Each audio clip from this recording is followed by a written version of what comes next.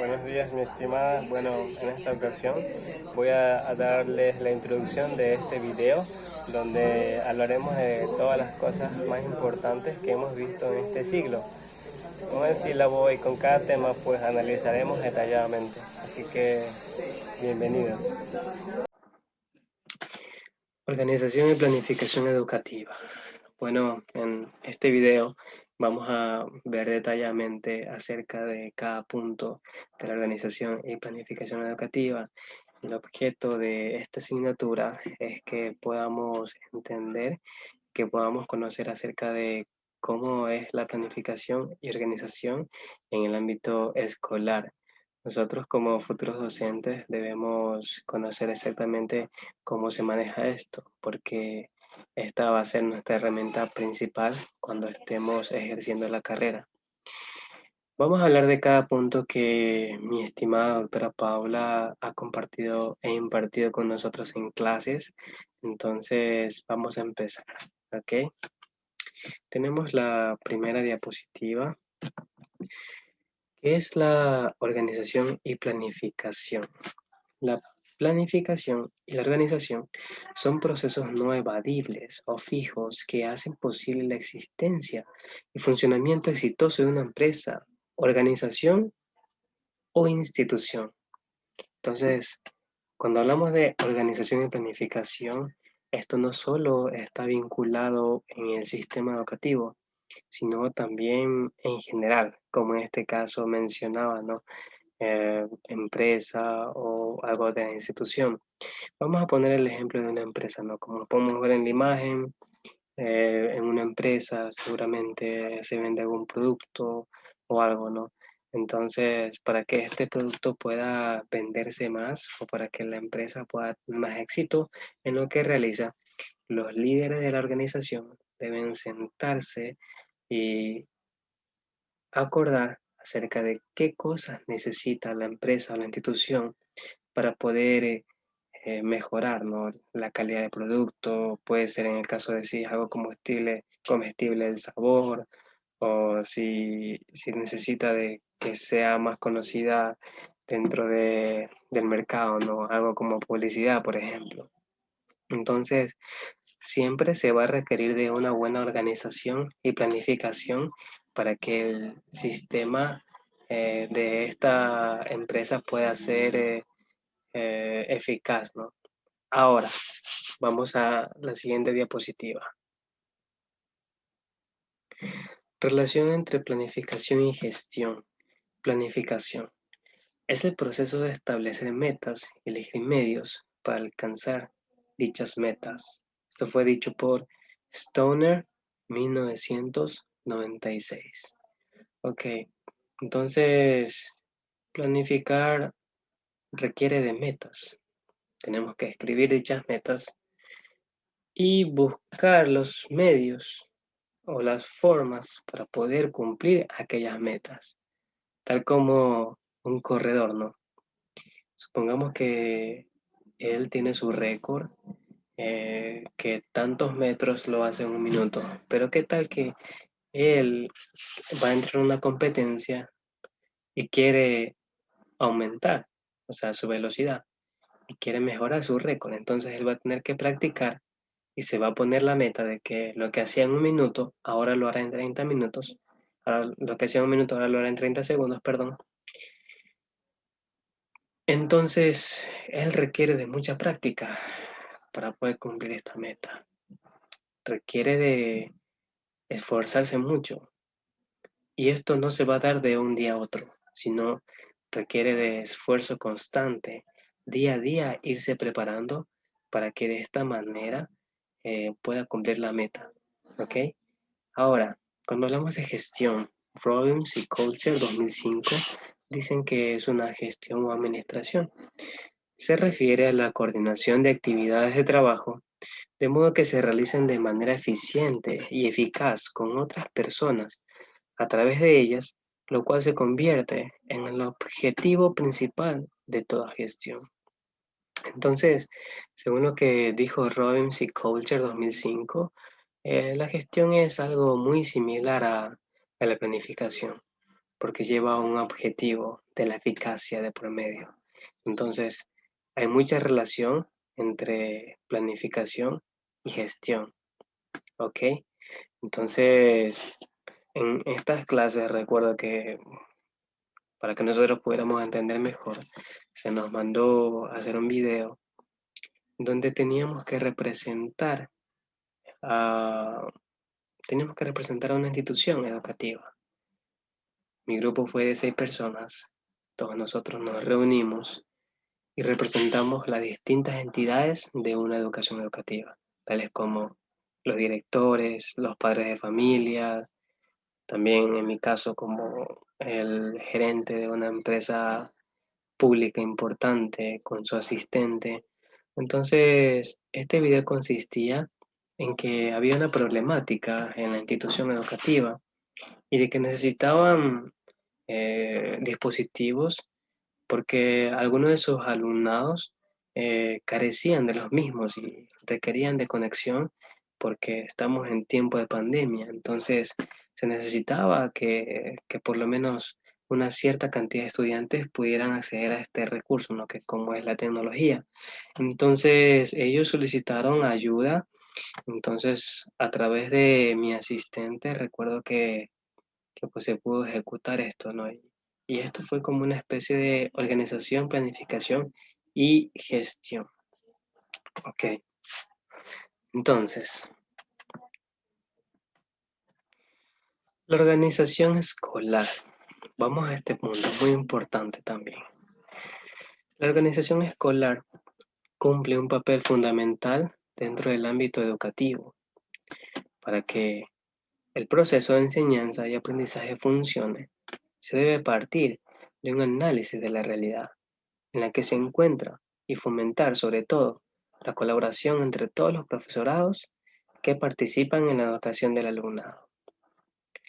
Entonces, para que esto funcione, debe partir de un análisis de las realidades. Es decir, como lo he explicado anteriormente, cuáles son las problemáticas que existen en la institución, que si los docentes están preparados, si no están preparados, si se está utilizando el sílabo o si se está utilizando las metodologías correctas para cierta cantidad de estudiantes, ¿verdad? Entonces, para que esto funcione, se debe fomentar sobre todo la colaboración entre todos los docentes que participan en dicha institución. Entonces, Moreno, en el año 1978, haciendo un análisis sistemático, la describe como la disciplina pedagógica que tiene por objeto el estudio de la realidad compleja de la escuela en sus consideraciones teóricas, estático, analítica, dinámico, sintética, progresiva y proyectiva, para establecer un orden en dicha realidad, orden al servicio de la educación integral de los escolares. Entonces, Moreno tenía mucha razón, ¿no? Eh, dice que se refería a un análisis sistemático. Todos sabemos lo que es sistemático, es algo sumamente ordenado, donde se requiere de aplicar de la disciplina pedagógica. Y esto a su vez, estudiar de la realidad compleja de la educación en distintos ámbitos, para que de esta forma la educación pueda ser integral. O sea, que si algo está pasando dentro del aula, de que si algo no está funcionando bien, de que esto pueda arreglarse. ¿Ok? Entonces eso es respecto a la organización escolar. Ahora vamos a la siguiente diapositiva. Dice, participantes en la organización y planificación escolar. ¿Quiénes son los participantes? Tenemos los estudiantes en la primera imagen, ¿verdad? Tenemos también a un grupo de docentes en la segunda imagen. En la tercera imagen tenemos padres de familia. Entonces sabemos de que es muy importante que el padre de familia siempre esté involucrado, ¿no? En la educación de su hijo, porque ellos como menores de edad y como personas muy pequeñas necesitan siempre de una guía mayor, ¿no? Y siempre los padres deben estar ahí para ver el progreso de sus hijos. En mi caso, mi representante cuando yo era un estudiante de primaria y secundaria, siempre fue mi madre, porque es la que tenía más tiempo, ¿no? Mi padre siempre trabajaba, bueno, y todavía trabaja. Entonces, mi madre siempre estaba pendiente. Bueno, un punto importante es que yo nunca le daba mucho problema porque era un joven un poco aplicado. Entonces, siempre tenía notas buenas, digamos, de repente excelentes y de repente muy malas. Entonces, siempre fue para mí importante que ellos estuvieran presentes en mi educación, ¿no? Otro punto también es los líderes de la institución, ¿no? Dentro de los líderes de la institución, directivos de la institución, está el rector de la misma, los docentes y pueden ser hasta los psicólogos, ¿no? Y todas las personas que están involucradas dentro de la institución, ¿no? Entonces, todos estos son participantes en la organización y planificación escolar. Entonces, ahora vamos a pasar a la siguiente diapositiva. El centro educativo como comunidad educativa.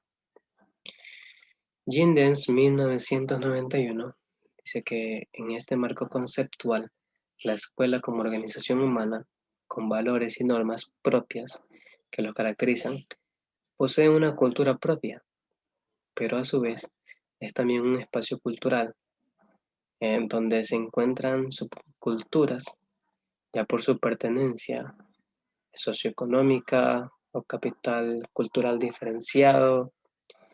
La escuela como construcción social es expresión cultural. Entonces, lo que dice Gindens en 1991 es cierto. O sea, dentro de una institución es como una especie de comunidad. Todos los estudiantes, los docentes y las personas que pertenecen a la misma vienen de una cultura distinta, vienen de diferentes tradiciones. Y al momento de esto unirse, pues hay que aprender a convivir. Dentro de esto también están los valores, las normas dentro de una misma cultura.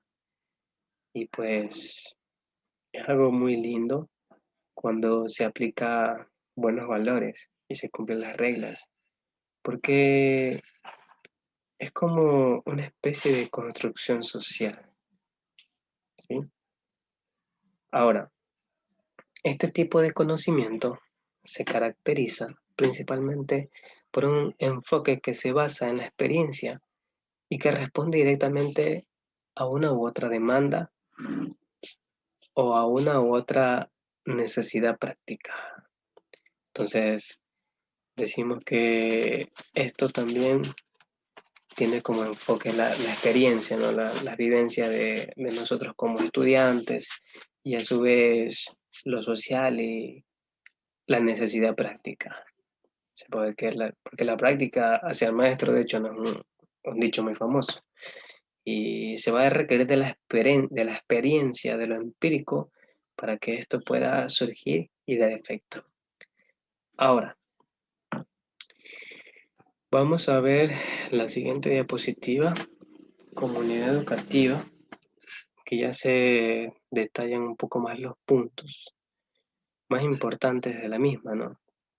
Tenemos normas, mitos, símbolos, lenguaje, comunicación, producción y finalmente valores.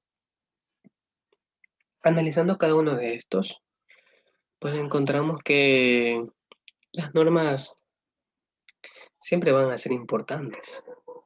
Desde que nosotros nacemos, comenzamos a crecer, nuestros padres imponen normas a nosotros, como andate a bañar a tal hora, de hasta ahora a la siguiente hora tienes que hacer tus tareas, tienes que dormir tantas horas, tienes que comer tanto. Entonces, desde que nosotros nacemos, estamos sometidos a normas.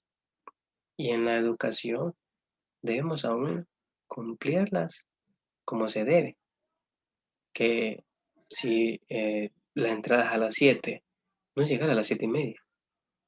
Si la salida es a la 1, no salirse antes de tiempo. Entonces, acatar cada regla que está dentro de la comunidad educativa. Ahora, otra es los mitos, ¿no? Mitos podríamos decir que son todas aquellas tradiciones que están dentro de la misma, y que no se pierden.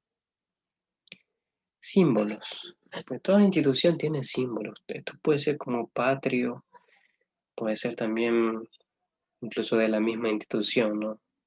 Como yo recuerdo en mi escuela teníamos siempre una bandera súper grande que se cantaba todos los lunes y el abanderado, el que estaba en el último grado, el que tiene mejores notas, ¿no? Mientras nosotros cantábamos el himno, con la mano en el pecho, él comenzaba a alzarla poco a poquito y cuando terminaba el himno, la bandera llegaba a la punta, ¿no? A la cima del asta. Entonces, esos son todos los símbolos y se los debe respetar bastante, ¿no? Todos los estudiantes, profesores y personas que conforman la comunidad educativa eh, son testigos de estos símbolos, ¿verdad? Ahora, lenguaje y la comunicación. Se busca de que todos los que pertenecemos a la comunidad educativa podamos tener un lenguaje refinado. Sabemos que en nuestra sociedad no siempre es así. Conocemos personas que tienen un lenguaje súper coloquial, o mejor dicho, vulgar. De hecho, adaptan palabras groseras a su lenguaje normal. Entonces, esto no es lo que se busca, aunque sabemos perfectamente de que este tipo de cosas se aprende principalmente en el hogar.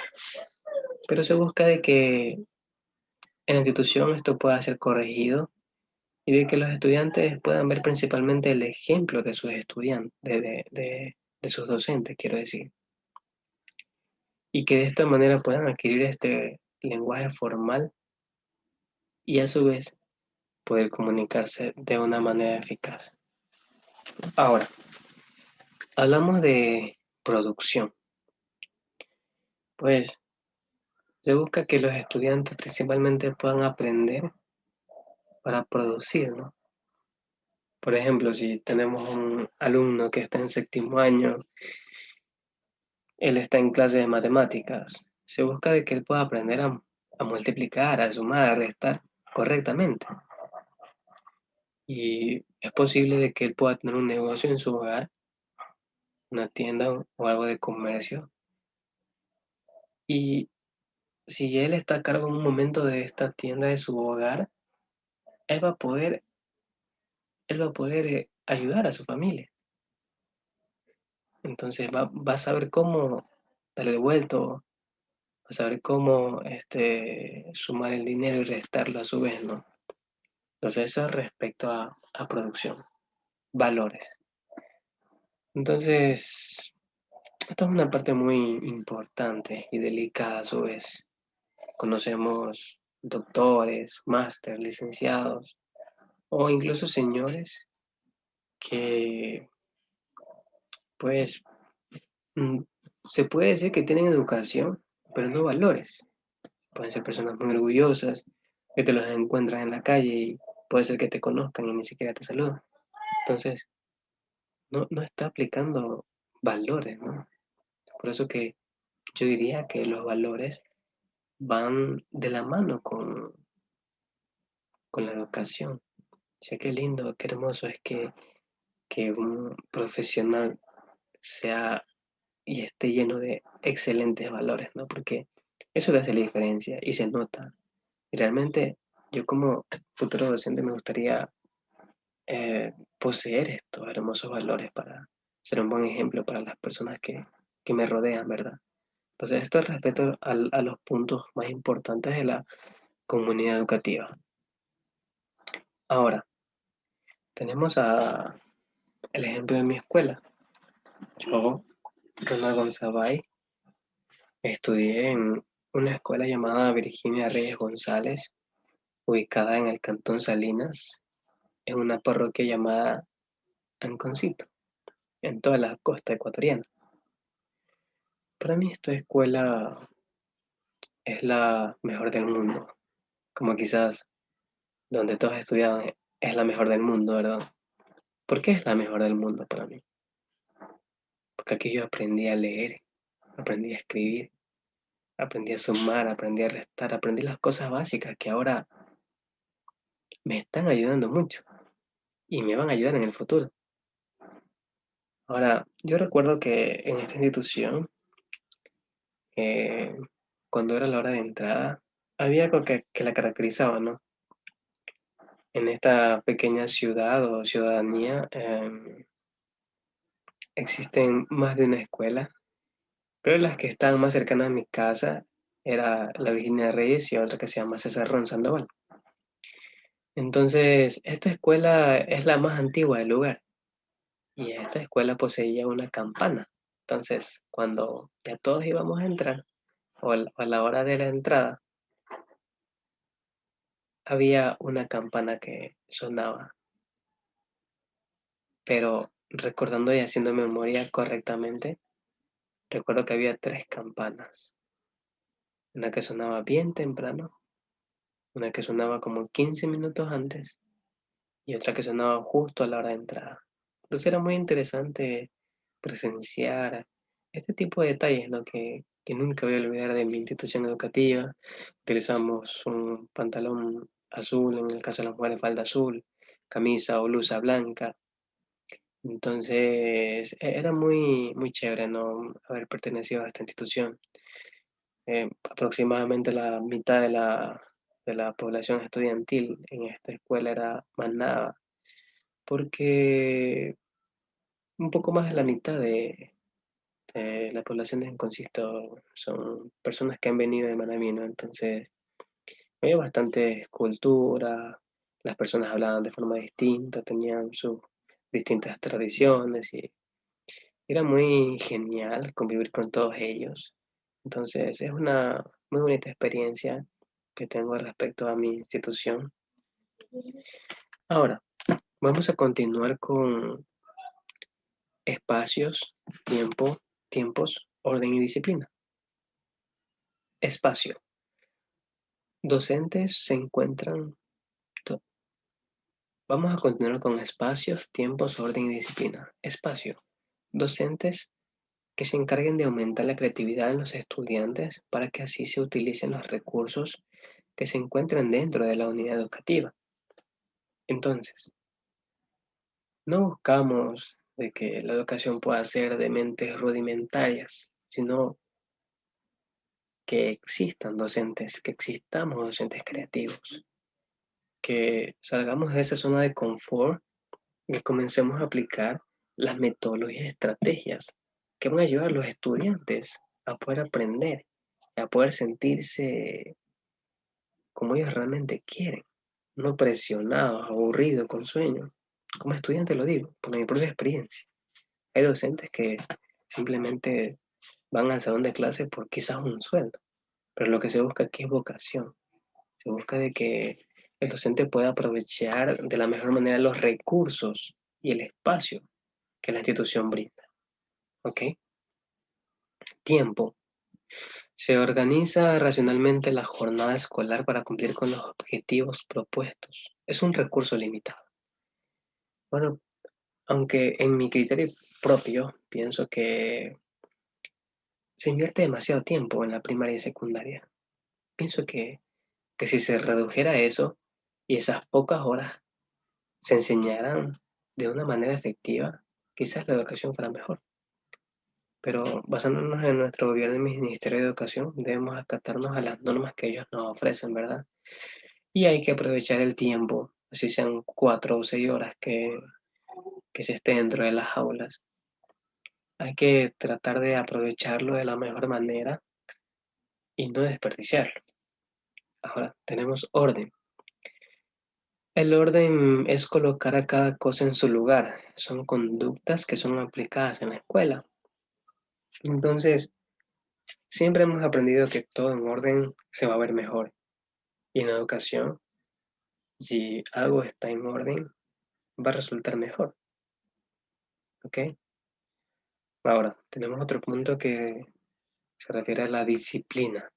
Es imprescindible para la buena organización y socialización de docentes, alumnos y pares. Entonces, la disciplina es muy importante. Pienso que todos nosotros debemos ser disciplinados en alguna manera. Contando una pequeña anécdota, cuando tenía 18 años y fui como misionero al extranjero, conocí muchos norteamericanos. A la misión que nosotros fuimos al extranjero teníamos que cumplir muchas reglas, muchas de las cuales eran difíciles, como no podíamos tener enamorada, no podíamos estar con personas solos, nunca debíamos dejar a nuestros compañeros solos, siempre debíamos estar con ellos, teníamos que lavar nuestros dientes con agua caliente, teníamos que hacer ejercicio todos los días, media hora por lo menos. Teníamos que levantarnos a una hora específica y dormirnos a una hora específica. Estar dentro del cuarto a una hora específica, o sea, temprano, ¿no? Y muchas de estas reglas para la mayoría de nosotros los latinos era un poco complicado cumplirlas. ¿Por qué? Porque estamos acostumbrados a cumplir las reglas en alguna manera, por así decirlo, a medias. Pero yo veía como mis amigos norteamericanos no se les complicaba, o sea, claro que no estoy hablando en general, pero ellos en su mayoría cumplían las reglas como se debía, o al menos se esforzaban por acercarse más a las reglas que nuestra institución requería. Entonces, en la educación es similar, personas que van a tener en cuenta estos puntos con más claridad y exactitud, como otros que les dará igual, ¿verdad? O los cumplirán con menor importancia. Ahora, tenemos las organizaciones escolares. Origen. Se originó en la antigua Grecia en tiempos de los filósofos Sócrates, Aristóteles y Platón. Es decir, de que esto no viene de ahora a poco, sino desde antes de Jesucristo. Ellos fueron grandes filósofos de la matemática, física, etc. Entonces, desde ese tiempo ya existía organización escolar. Evolución. Las organizaciones educativas se han esforzado por mejorar sus resultados. Es evidente que ha evolucionado un poco, aunque hay ciertos sabios de que muestran dos imágenes de la educación y ambos lo ven en un aula y ellos no están de acuerdo de que ha evolucionado mucho. Pero en mi criterio personal pienso que sí ha evolucionado. ¿Cómo? Como podemos ver en esa imagen, se ve a alguien en un salón de clase, pero en los demás vemos ya personas que están implementando cosas sobre la tecnología, cosas que no existían en la antigüedad. Ahora a la educación se le ha implementado las TIPS, cosas que están ayudando de una manera increíble. Si no fuera por eso, ahora no estuviéramos estudiando. Entonces, todo esto, las organizaciones escolares han evolucionado de una manera increíble y eso hay que reconocerlo. Ahora, tenemos las bases teóricas. La base teórica presenta una estructura sobre la cual se diseña el estudio. Sin esta buena base teórica, todo instrumento diseñado o seleccionado o técnica empleada en el estudio carecerá de validez. Entonces, es muy importante de que exista una base en toda investigación, en toda planificación u organización. Entonces, Arias en el año 2006 dijo que las bases teóricas se refieren al desarrollo de los aspectos generales del tema. Comprenden un conjunto de conceptos y proposiciones que constituyen un punto de vista o enfoque determinado, dirigido a explicar el fenómeno o problema planteado. Entonces, siempre va a ser importante de que haya un estudio previo. Como vemos en la imagen en el lado inferior, tenemos algunos libros. Entonces, siempre va a ser importante leer y basarse en otros ejemplos, ¿no? De instituciones exitosas. En el caso de si nuestra organización o planificación no está siendo muy eficaz, basarnos en otras teorías para mejorar nuestra metodología y estrategias que estamos utilizando, ¿verdad? Todo esto con la finalidad de que los beneficiados sean los estudiantes. Ahora, vamos a la siguiente diapositiva. En la siguiente diapositiva hablamos de la metáfora como herramienta para comprender la complejidad de las organizaciones escolares. Una forma interesante para comprender las organizaciones escolares es utilizando la metáfora. Ella nos adentra al mundo subjetivo de los sujetos y nos revela un modo de pensar y un modo de ver que traspasa el cómo comprendemos nuestro mundo general, dicho por Morgan en el año de 1998. Entonces, cuando yo pienso sobre metáfora, lo poco que recuerdo de mi educación primaria y secundaria, es como un lenguaje comparativo, ¿ok? Se puede usar en los poemas y en este tipo de cosas, pero nos explica que la metáfora como herramienta puede ayudar a comprender la complejidad en una organización educativa. Aquí tenemos algunos puntos. Tenemos modelo de pensamiento, tenemos instrumento de análisis de la forma. Esto como que nos ayuda a comprender mejor dicha organización, ¿verdad? Emplea normalmente un recurso embellecedor del discurso. Entonces, como lo dije al principio, ¿no? La metáfora va relacionada con un lenguaje bonito, con un lenguaje hermoso. Y el cuarto dice, está enfocado en el rol principal del docente. Entonces, todos estos puntos que hemos analizado son muy importantes para nuestra capacitación docente, porque estoy seguro de que cuando nosotros empecemos la educación, cuando empecemos a ser docentes, cuando empecemos en la educación, estoy seguro de que no vamos a ser directores, rectores o tener cargos altos, pero como docentes, a medida que pase el tiempo, vamos a ir escalando. Llegará un momento en que llegaremos a ser directores o rectores y va a ser necesario conocer todo este tipo de pautas para saber cómo dirigir una institución. Entonces, personalmente me siento muy agradecido de que estemos viendo esta asignatura en la universidad, porque esto me va a ayudar en mi futuro profesional como docente. Entonces, cada punto que hemos analizado en este sílabo, en este ciclo, son de suma importancia. Y bueno, este ha sido el video que quería presentarles. Espero de que haya quedado muy claro. Fue un poco resumido por tiempo. Entonces, muchas gracias.